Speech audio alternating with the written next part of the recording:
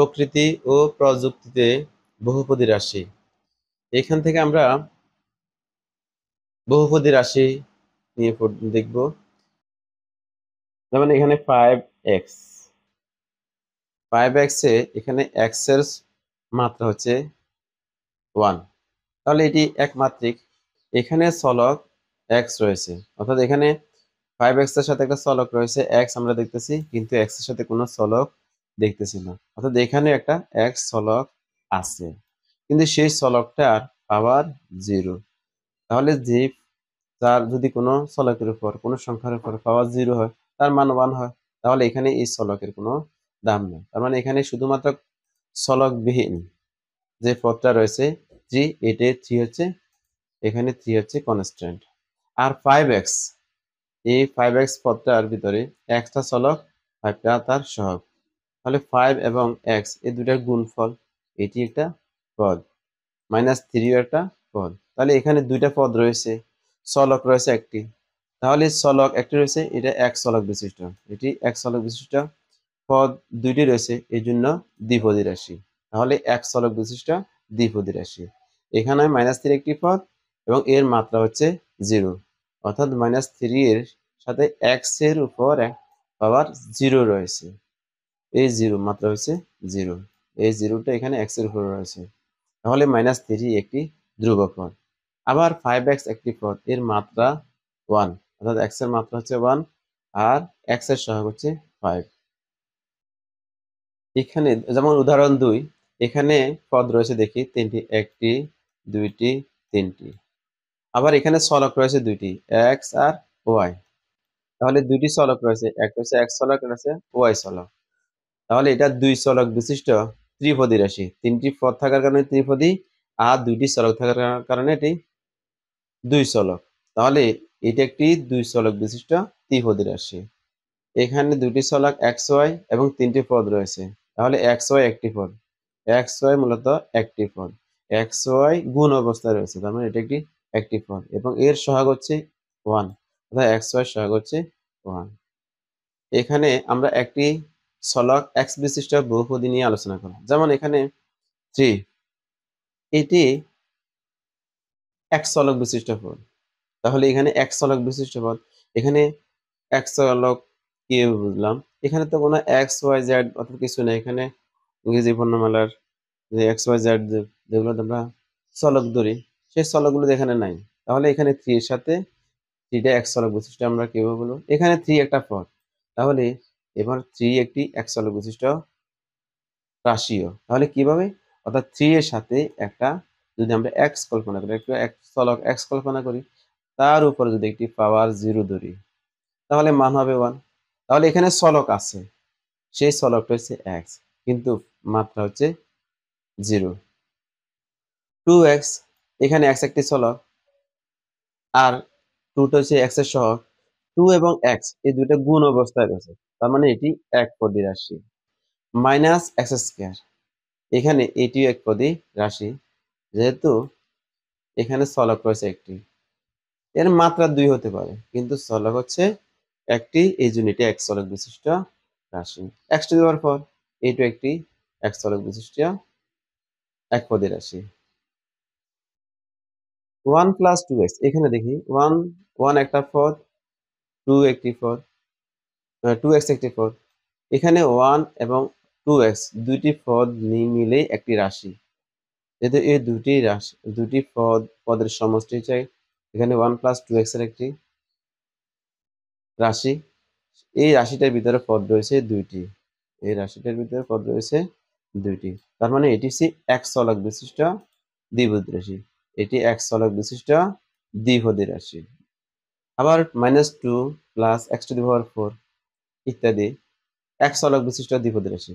এখানে চলক একটি, পদ রয়েছে মূলত 2টি, পদ রয়েছে -2 আর x⁴, এই দুইটার সমষ্টি হচ্ছে একটি রাশি, তার মানে এটি এক চলক বিশিষ্ট দ্বিপদী রাশি, এটি হচ্ছে এক চলক বিশিষ্ট দ্বিপদী রাশি।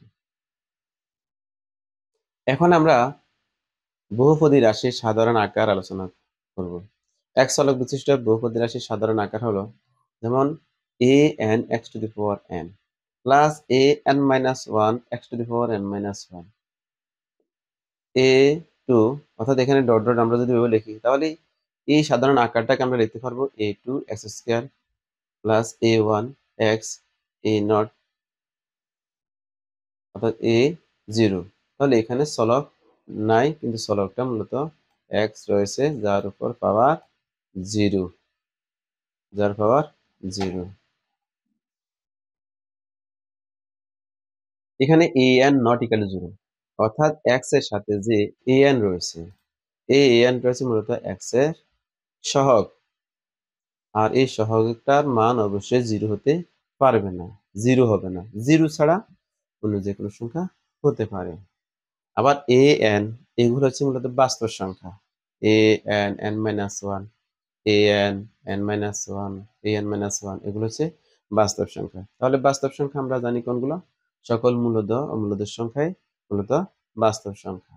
এখানে এই যে বহুপদী রাশির সাধারণ আকারটা রয়েছে, একে আমরা প্রকাশ করতে পারি পি অফ এক্স দ্বারা। P X P of X দ্বারা আমরা লিখতে পারি A N X to the power N, A N N minus one x to the power N, A two x square, A one x, A nought, A not, অর্থাৎ এ zero, A N not equal to zero, অর্থাৎ A N এর মান zero হতে পারবে না। এটা আমরা P of X দ্বারা প্রকাশ করে লিখলাম। এভাবে পি অফ এক্স দ্বারা বহুপদী রাশির সাধারণ আকারকে আমরা এভাবে লিখতে পারি।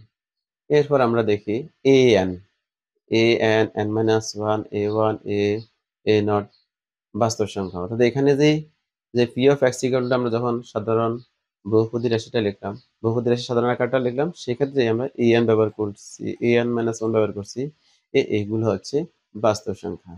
এন অঋণাত্মক, এন হচ্ছে শূন্য অথবা ধনাত্মক সংখ্যা। এখানে এন এর মানটা শূন্য হতে পারে অথবা ধনাত্মক হতে পারে, অর্থাৎ এগুলো ঋণাত্মক নয়, পূর্ণ সংখ্যা। শূন্য, তাহলে শূন্য পূর্ণ সংখ্যা কাকে বলে? আমরা জানি শূন্য সহ সকল ধনাত্মক ও ঋণাত্মক অখণ্ড সংখ্যা। তো এখানে আসলে পূর্ণ সংখ্যা বলতে এখানে এরা শূন্য অথবা ধনাত্মক সংখ্যা, ঋণাত্মক সংখ্যা নয়। একে পি অফ এক্স এর মাত্রা বা ঘাত বলে।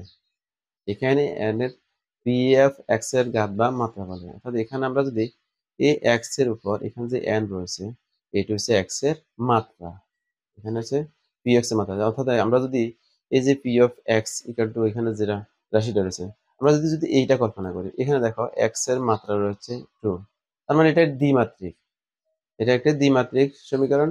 এক্স এর সর্বোচ্চ পাওয়ার এখানে টু রয়েছে, যেমন এখানে টু রয়েছে, পরের পদ এক কমে এখানে ওয়ান হলো, এর পরের পদ এক কমে এক্স এর পাওয়ার জিরো হলো। আর এক্স এর পাওয়ার জিরো লেখার দরকার নেই, এই জন্য আমরা শুধুমাত্র এ নট, অর্থাৎ এখানে আমরা শুধুমাত্র চলকবিহীন সংখ্যাটাই লিখলাম, ধ্রুবপদটাই লিখলাম। এরপরে n ইকুয়াল টু জিরো হলে P of X equal two A not zero. যেহেতু আমরা এখানে দেখলাম যদি n ইকুয়াল টু জিরো, অর্থাৎ এখানে এক্স এর পাওয়ার যদি জিরো হয়, সেক্ষেত্রে এ নট অর্থাৎ এ জিরো এটা হবে একটা ধ্রুবক রাশি।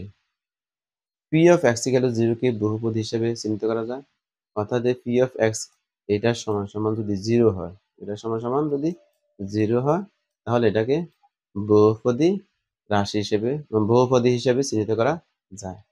পি অফ এক্স একটি বহুপদী, পি অফ এক্স বহুপদী রাশিতে আর এর যে কোনো মানের জন্য এ আর এক্স টু দি পাওয়ার আর একটি পদ, অর্থাৎ এখানে এই যে দুটি সংখ্যার গুণফল এটি একটি পদ, তাহলে এ ওয়ান এক্স একটি পদ, আবার এ টু এক্স স্কোয়ার আরেকটি পদ, এভাবে আমরা লিখতে পারি। আর এ নট এটা একটি, অর্থাৎ এ জিরো একটি পদ, একে ধ্রুবপদ বলে। যদি এখানে এখানে ধ্রুবপদ এই জন্য বলবো এ জিরো বা এ নট কে এখানে ধ্রুবপদ এই জন্য বলবো যে এখানে চলক অনুপস্থিত, অর্থাৎ চলকের মাত্রা এখানে শূন্য। প্রত্যেক n এর জন্য A N K x to the power n এর সহগ বলা হয়। তাহলে প্রত্যেকটা n এর জন্য এ এন কে আমরা এখানে এ এন যে লিখলাম, এ এনটা হচ্ছে এক্স এর সহগ। আবার এ N X to the power n, অর্থাৎ এই সহগ সহ চলক যুক্ত যে সহগ এবং চলকের এই গুণফল যুক্ত এই পদটাকে বলা হয় মুখ্য পদ। আর চলকবিহীন শুধুমাত্র সহগ অর্থাৎ সংখ্যাটা হচ্ছে মুখ্য সহগ। তাহলে an হচ্ছে মুখ্য সহগ আর an x two the power n পুরোটা হচ্ছে মুখ্য পদ। তাহলে পুরোটা হচ্ছে মুখ্য পদ আর x এর সাথে চলকের সাথে যেটা রয়েছে এটা হচ্ছে মুখ্য সহগ। দ্বিমাত্রিক স্থানাঙ্ক জ্যামিতিতে একটি সমতলে আনুভূমিকভাবে অর্থাৎ এই ভূমির সমান্তরালে এখানে যে রেখাটা রয়েছে এই রেখাটা হচ্ছে x অক্ষ। আর উলম্বভাবে অর্থাৎ লম্বভাবে এখানে যে রেখাটা রয়েছে এই রেখাটা হচ্ছে উলম্ব রেখা। তাহলে দ্বিমাত্রিক স্থানাঙ্ক জ্যামিতিতে সমতলে আনুভূমিকভাবে একটি সংখ্যা রেখা এবং উলম্বভাবে আরেকটি সংখ্যা রেখা স্থাপন করা হয়। একটা হচ্ছে অনুভূমিকভাবে আর একটা হচ্ছে আনুভূমিকভাবে আর একটা হচ্ছে উলম্বভাবে, এই দুইটি রেখা স্থাপন করা হয়। আনুভূমিকভাবে আনুভূমিক সংখ্যা রেখাকে x অক্ষ অর্থাৎ ভূমির সমতলে এই রেখাটাকে বলা হয় x অক্ষ আর যেটা লম্ব আছে এই রেখাটাকে বলা হয় y অক্ষ। তাহলে xy সমতল আর এই পুরো তলটাকে আমরা বলবো xy সমতল। xy সমতলে কোন বিন্দুর অবস্থান xy সমতলে কোন বিন্দুর অবস্থানকে ab দ্বারা প্রকাশ করা হয়। এখানে ab দ্বারা আমরা যদি ab টা এখানে বসাই তাহলে প্রথমে এই যে এটা আছে এটা অর্থাৎ এই সংখ্যাটি x অক্ষতে আসবে। অর্থাৎ আমি যদি 0 বিন্দু থেকে এদিকে যাই তাহলে আমি এখানে 0 বিন্দু থেকে যত বিন্দু পর্যন্ত যেতে পারি, যত একক পর্যন্ত যেতে পারি সেই মানটা হচ্ছে এ দ্বারা নির্দেশ করবে, সেই মানটা এ দ্বারা নির্দেশ করবে, সেই মানটা প্রথমে বসবে।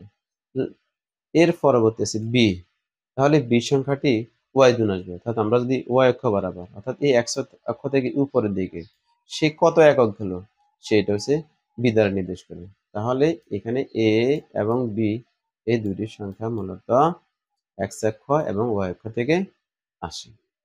আর এ কে ভুজ বলা হয়, তাহলে প্রথমে যেহেতু আমরা এ পেয়েছিলাম সেই এটাকে বলা হয় ভুজ আর বিটাকে বলা হয় কোটি। তাহলে প্রথমে এ কে বলা হয় ভুজ, বি কে বলা হয় কোটি।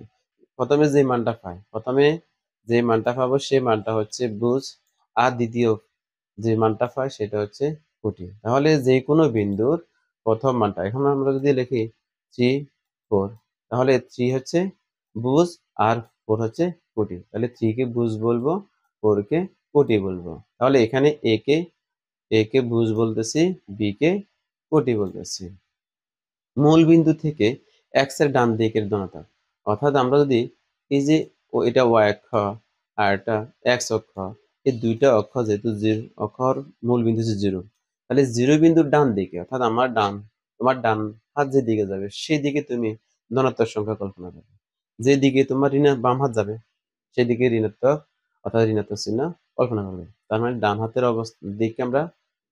দিকে আমরা ধনাত্মক সংখ্যাগুলো লিখবো, বাম হাতের দিকে আমরা ঋণাত্মক সংখ্যা লিখবো। এক্স এর মানগুলো ধনাত্মক যদি হয় সেগুলো 0 বিন্দুর ডান দিকে থাকবে আর এক্স এর মান যদি ঋণাত্মক হয় 0 বিন্দুর বাম দিকে থাকবে। ওয়াই এর মান যদি ধনাত্মক হয় তাহলে উপরের দিকে যাবে আর ওয়াই এর মান যদি ঋণাত্মক হয় তাহলে নিচের দিকে যাবে। তাহলে আমরা এখানে 0 বিন্দুর একইভাবে মূল বিন্দু থেকে এক্স অক্ষের ও অক্ষের উপরের দিকের ধনাত্মক সংখ্যা নিচের দিকে ঋণাত্মক সংখ্যা। সুতরাং এক্স ওয়াই সমতলের যে কোনো বিন্দুকে এক্স অক্ষ ও অক্ষের সংখ্যার মাধ্যমে প্রকাশ করতে পারি।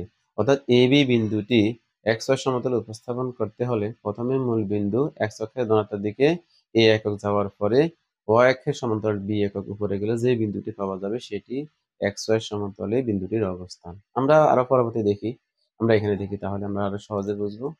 এখানে আমরা যদি 3 4 এই বিন্দুটা যদি আমরা ছক কাগজে বসাই তাহলে এখন দেখো এখানে এই 3 টা ধনাত্মক সংখ্যা আবার 4 টাও ধনাত্মক সংখ্যা আর 3 টা x এর জন্য 3 টা বসবে x অক্ষ বরাবর। তাহলে আমরা এখানে দেখো যদি আমরা এখানে 0 কল্পনা করি তাহলে 0 থেকে আমরা প্রত্যেকটি এই ছোট ছোট যে ক্ষুদ্রতম বর্গগুলো রয়েছে এই প্রত্যেকটি ক্ষুদ্রতম বর্গের প্রত্যেকটা বাহুর দৈর্ঘ্যকে যদি আমরা এক একক কল্পনা করি মানে প্রত্যেক বাহুর দৈর্ঘ্য সমান যদি আমরা 1 ধরি তাহলে 3 এর জন্য আমরা 0 বিন্দুর ডানে যাব না বামে যাব। এখন যেহেতু 3 বিন্দুটা এক্ষেত্রে দেখো এখানে যে 3 টা রয়েছে এই 3 টা হচ্ছে ধনাত্মক সংখ্যা, এই 3 টা হচ্ছে ধনাত্মক সংখ্যা। যেহেতু আমরা জানি ধনাত্মক সংখ্যার জন্য x অক্ষের ধনাত্মক সংখ্যার জন্য আমরা ডান দিকে যাব, তার মানে আমরা ডান দিকে 3 করে যাব। 1 2 3 এখানে আমরা দাগ দেব না, দাগ না দিয়ে আমরা গুণে নিব অর্থাৎ 3 নাম্বার ঘর পর্যন্ত আমরা গুনবো। গুনার পর আমরা এবার y এর মান বসাবো। তাহলে ওয়াই এর মানটা হচ্ছে 4, 4টা হচ্ছে এখানে ধনাত্মক। তাহলে ওয়াই অক্ষে আমরা বলছি যদি পজিটিভ হয়, যদি ধনাত্মক হয় তাহলে উপরে যেতে হবে। তাহলে উপরে আমরা যাব কত, এখানে 4 রয়েছে। আর প্রত্যেকটা এই যে ছোট ছোট ক্ষুদ্রতম বর্গগুলো রয়েছে প্রত্যেকটা বাহুর দৈর্ঘ্য যদি আমরা 1 ধরি, তাহলে 4 এর জন্য অর্থাৎ 4 এর জন্য আমরা 4 ঘর উপরে যাব।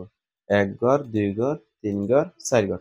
এখানে আমরা না দাগাই, অর্থাৎ এগুলোকে আমরা এভাবে না দাগিয়ে গুনবো। 1 2 3 4, 4 নাম্বার যাওয়ার পর আমরা সেইটারে দাগ দিব, অর্থাৎ এখানে 4 নাম্বার বিন্দুটা পেয়ে গেলাম। তাহলে এখানে প্রথমে এই 3 পেলাম। প্রথমটা যেহেতু আমরা x অক্ষ বরাবর 3 করে গেলাম, এই জন্য 3 পেলাম। আর y অক্ষ বরাবর উপর দিকে গেলে আমরা 4 করে পেলাম। তাহলে আমরা এখানে বুজ কটি একসাথে 3 4 বিন্দুটা এখানে বসিয়ে দিব আর বিন্দুটা চিহ্নিত করলাম। তাহলে এভাবে আমরা 3 4 বিন্দু বসালাম। এখন আমরা যদি এখানে -5 আর 4 বিন্দু চিন্তা করি, যেহেতু এখানে প্রথমটা x এর মান, তো প্রথমটা হচ্ছে -5, -5টা x এর মান নির্দেশ করে। তো x এর মান হলে x অক্ষ বরাবর যাবে। এখন এটা বামে যাবে না ডানে যাবে, যেহেতু -5টা ঋণাত্মক। যদি আমরা জানি মূল বিন্দু থেকে ডান দিকে যাবে ধনাত্মক, বাম দিকে যাবে ঋণাত্মক। তাহলে 5 এর জন্য বাম দিকে 5 ঘর যাবে। 1 2 3 4 5, এই 5 ঘর পর্যন্ত যাওয়ার পর এবার ওয়াই অক্ষের মান বসবে। কিন্তু এখানে 4 আছে, 4টা রয়েছে এখানে ধনাত্মক সংখ্যা, এখানে 4টা রয়েছে মূলত ধনাত্মক সংখ্যা। তাহলে ধনাত্মক সংখ্যা হওয়ার কারণে আমরা জানি 4 এর ওয়াই অক্ষে ধনাত্মক সংখ্যাগুলো উপরের দিকে যাবে, অর্থাৎ পজিটিভ হলে ধনাত্মক হলে সেটা উপরের দিকে যাবে। তাহলে উপরের দিকে এখানে 4 এর জন্য 4 ঘর যাবে। এই জন্য 1 2 3 4 নম্বর ঘরে গিয়ে এটারে আমরা দাগাবো, অর্থাৎ এটাকে আমরা দাগাঙ্কিত করব। তাহলে আমরা এখানে -4, 5 বিন্দুটা আমরা এখানে পেয়ে গেলাম। আমরা যদি দেখি যেমন -5 -5, এখানে প্রথম আমরা যাবার x অক্ষ বরাবর কল্পনা করি, প্রথমটা x অক্ষর মান। তাহলে আমরা 0 বিন্দু থেকে 5 ঘর বামে আসলাম। আর -5 y এর মানটা -5, তাহলে মাইনাস হওয়ার কারণে y এর মান যদি মাইনাস হয় তাহলে এটা নিচের দিকে আসবে। তো নিচের দিকে 5 ঘর আসলো, 1 2 3 4, 5 নম্বর ঘর এসে এটাকে দাগাঙ্কিত করলাম। অনুরূপভাবে যদি 6 এবং 4 কল্পনা করি, এখানে যদি আমরা এই 6 এবং 4 কল্পনা করি, প্রথমটা হচ্ছে ধনাত্মক সংখ্যা, যেহেতু প্রথমটা x এর মান, তাহলে ডান দিকে 6 ঘর আসবে। 1 2 3 4, 6 নম্বর ঘর আসলো। আর পরের সংখ্যাটা হচ্ছে -4, পরের সংখ্যাটা y এর মান। y এর মানটা যদি ঋণাত্মক হয় নিচে আসবে, তাহলে এখানে 4 ঘর আসবে নিচে। 1 2 3 4 নম্বর ঘর আসলো। তার মানে এই যে বিন্দুটা আমরা পেলাম এটা হচ্ছে 6, -4 বিন্দু। এইভাবে আমরা জোড়াই কাজে আমরা এই বিন্দুগুলো লেখচিত্রে স্থাপন করতে পারি। শুধুমাত্র আমরা মনে রাখবো এই বিন্দুগুলো স্থাপন করার সময় প্রথমটা x এর মান, দ্বিতীয়টা y এর মান। প্রথমটা যদি ধনাত্মক হয় ডান দিকে যাব, প্রথমটা যদি ঋণাত্মক হয় বাম দিকে যাব। দ্বিতীয়টা যদি ধনাত্মক হয় উপরে যাব, আর দ্বিতীয়টা যদি ঋণাত্মক হয় নিচে যাব।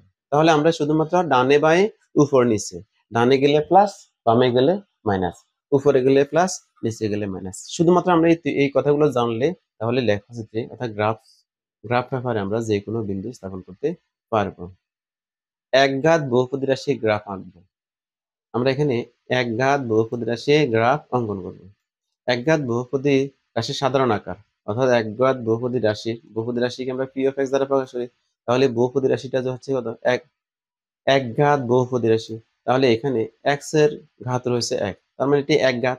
আর পদ রয়েছে এখানে 2টি, 1 এর অধিক, তার মানে এটি বহুপদী।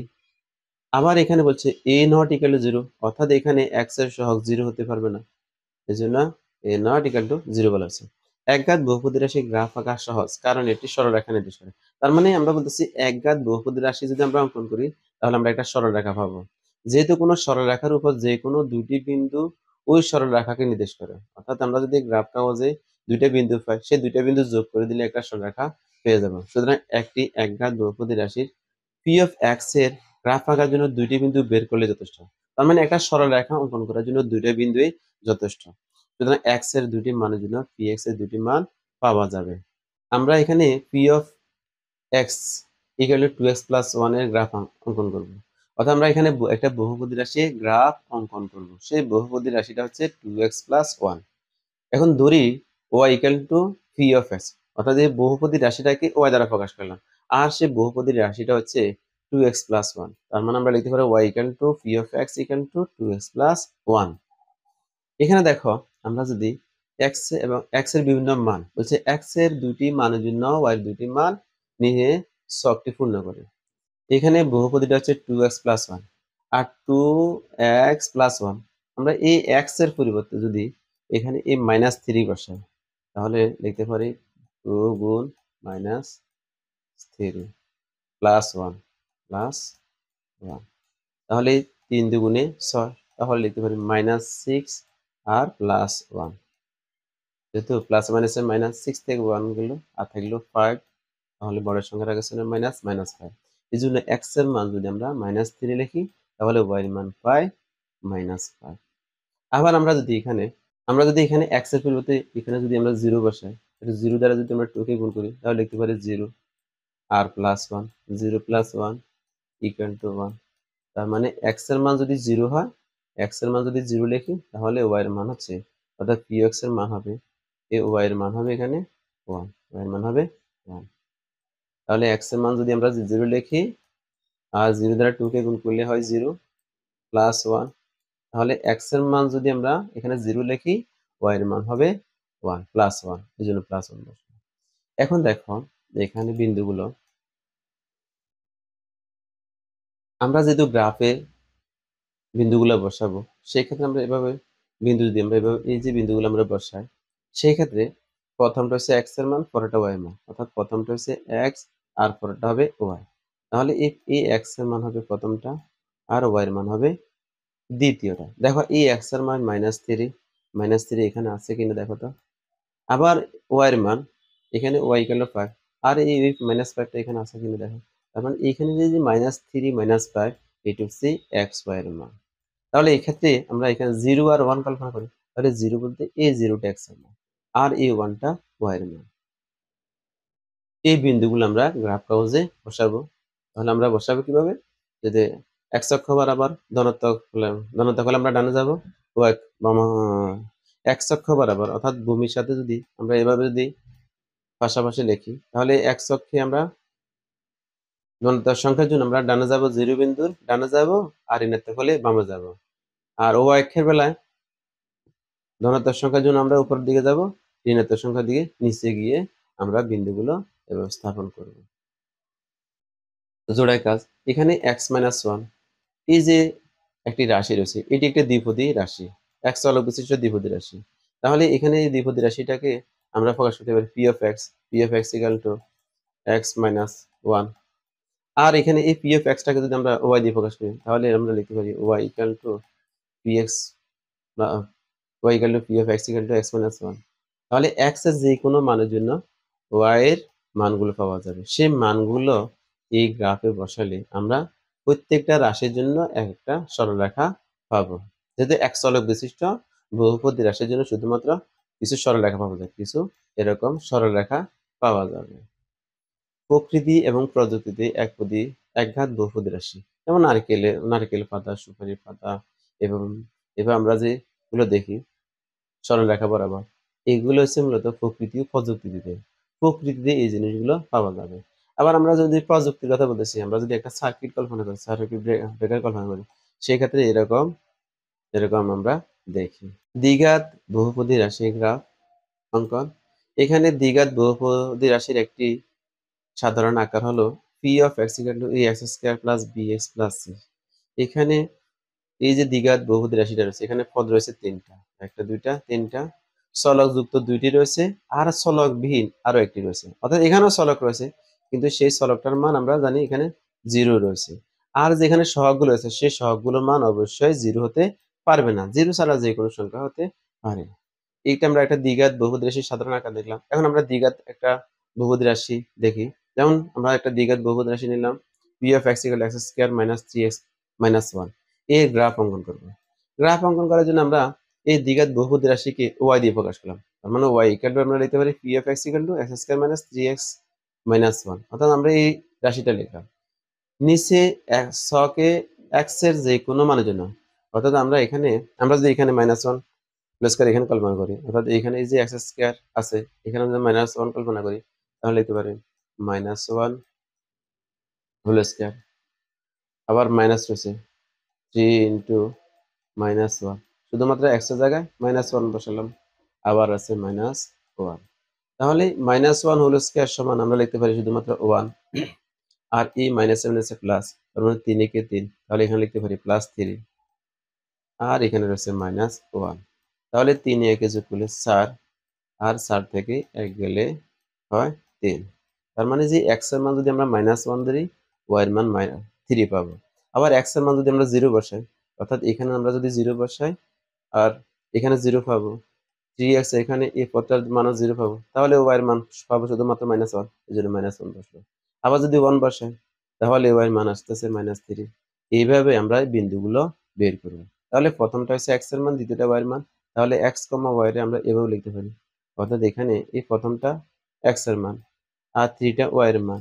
আমরা যদি এখানে খেয়াল করি, দেখো এখানে যে এই 4 এবং 3 যদি কল্পনা করি, তাহলে 4 টা হচ্ছে x এর মান। এই 4 টা মূলত এই x এর কারণে আসলো। তার মানে এই x এর মান হচ্ছে এখানে 4। আর y এর জন্য এই 3 মানটা আসলো। তাহলে এই 3 টা হচ্ছে y এর মান।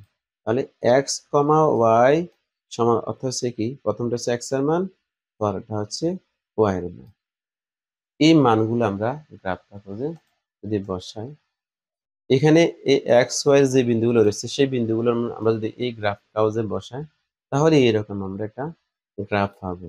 কিন্তু এই গ্রাফটা দেখো কিরকম, একঘাত বহুপদী রাশির জন্য আমরা সরল রেখা পেয়েছিলাম, আর এখানে দ্বিঘাত বহুপদী রাশির জন্য আমরা সরল রেখা না পেয়ে আমরা পেয়ে যাচ্ছি এরকম, দেখো এরকম একটি বাঁকা, একবার বাঁকা, অর্থাৎ একটি, এটা ডিম্বাকৃতি, অর্থাৎ ডিমের একটি এক অংশের সাথে আমরা এখানে কল্পনা করতে পারি। তার মানে এই অংশটা, অর্থাৎ এই দিকে এভাবে আসি, এভাবে চলে গেল। তার মানে এই যে অংশটা, এটাকে আমরা ডিমের সাথে, ডিমের একটি মাথার সাথে কল্পনা করতে পারি, অর্থাৎ ডিম্বাকৃতি হতে বলতে পারি এটা। পুরা রাশিটা আমরা পাই নাই, এখানে আমরা যদি অনেকগুলো রাশি বসাই সেক্ষেত্রে আমরা পেতেও পারি।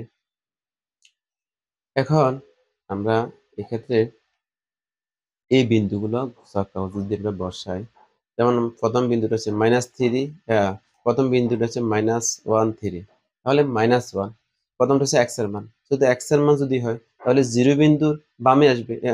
x এর মান 0 মাইনাস হলে যেহেতু মূল বিন্দু থেকে বাম দিকে আসবে, আমরা প্রত্যেকটা ঘরের মান যদি 1 ধরি, ক্ষুদ্রতম প্রত্যেকটি বাহুর দৈর্ঘ্য যদি আমরা 1 ধরি, তাহলে 1 এর জন্য আমরা শুধুমাত্র এখানে আসবো। আর এখান থেকে 3 এর জন্য, 3 টা যেহেতু y এর মান এখানে 3 টা হচ্ছে পজিটিভ ধনাত্মক, তাহলে ধনাত্মক হলে এটা উপর দিকে যাবে 3 ঘর, 1 2 3 ঘর, অর্থাৎ এই প্রথম আমরা এই বিন্দুটা পেয়ে গেলাম। এরপরে আমরা 0 এবং -1, 0 বলতে প্রথম x এর মান।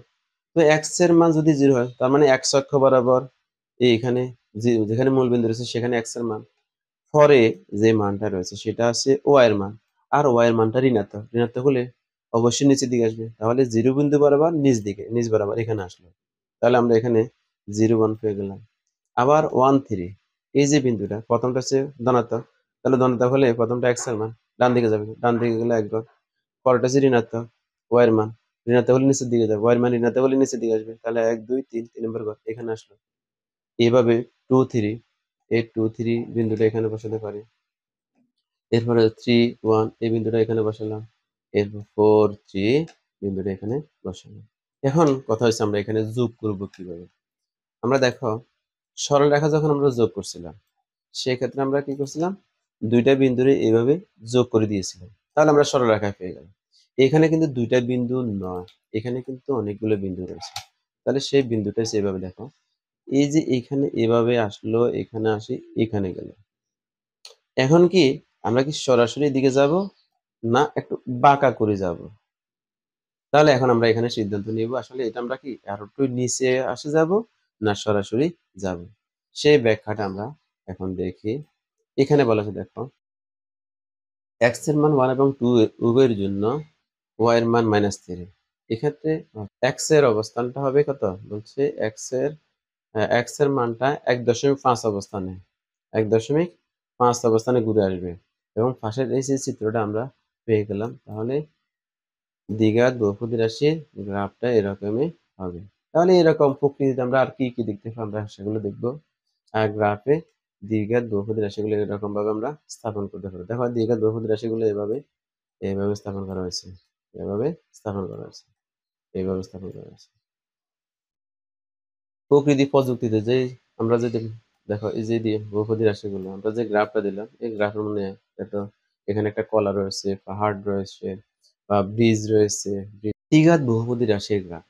ত্রিঘাত বহুপদী রাশির গ্রাফ হচ্ছে A X cube plus B X square plus C X plus D. এই ক্ষেত্রে ত্রিঘাত হচ্ছে এক্স এর সর্বোচ্চ ঘাত এখানে ৩, তার মানে এটা ত্রিঘাত। আর এখানে পদ রয়েছে একাধিক ১, ২, ৩, ৪, তার মানে এটা হচ্ছে বহুপদী একটি রাশি। সেই রাশিটার সর্বোচ্চ মান ৩, তাহলে এটা ত্রিঘাত বহুপদী রাশির সাধারণ আকার। আর ত্রিঘাত বহুপদীর একটি রাশি আমরা যদি নিই তাহলে আমরা পি অফ এক্স ইকুয়াল আমরা একটা ত্রিঘাত বহুপদী রাশি নিলাম। আর ত্রিঘাত বহুপদী রাশিটাকে আমরা যদি ওয়াই দ্বারা কল্পনা করি, তাহলে ধরি ওয়াই সমান যদি আমরা ত্রিঘাত রাশিটা ধরি, তাহলে এক্ষেত্রে আমরা এক্স এর বিভিন্ন মান এই ত্রিঘাত বহুপদী রাশিতে এখানে বসালে আমরা যদি এক্ষেত্রে এই যে বহুপদী রাশিটার ভিতরে x এর বিভিন্ন মান নিই, x এর বিভিন্ন মানের জন্য y এর মান পাবো, অর্থাৎ x y বিন্দুগুলো আমরা পাবো। সেই বিন্দুগুলো পেতে হলে আমরা যদি x এর মান -1 দিই, এখানে -1 বসাই দিই, এখানে -1 বসাই দিই, আবার এখানে -1 বসাই, আবার এখানে +1। তার মানে প্রথম যে -1 হোল কিউব এটার পরিবর্তে আমরা লিখতে পারি -1, আর দ্বিতীয় -1 এর উপরে স্কয়ার আছে, তাহলে 1 দ্বারা 2 কে গুণ করে লিখতে পারি, এখানে শুধুমাত্র -2, অর্থাৎ -1 এর উপর স্কয়ার রয়েছে, -1 এর উপর পাওয়ার, অর্থাৎ মাইনাসের উপর পাওয়ার যদি জোড় হয় মাইনাস চলে যায়, তাহলে এখানে 1 দিয়ে 2 কে গুণ করলে লিখতে পারি 2 একে 2, কিন্তু এর পূর্বে চিহ্ন রয়েছে মাইনাস, মাইনাস বসে গেল। আবার -1 আবার আমার এই মাইনাসের সাথে এই মাইনাসটা গুণ করলে মাইনাসে মাইনাসে প্লাস হয়, তাহলে +1 আর হচ্ছে +2।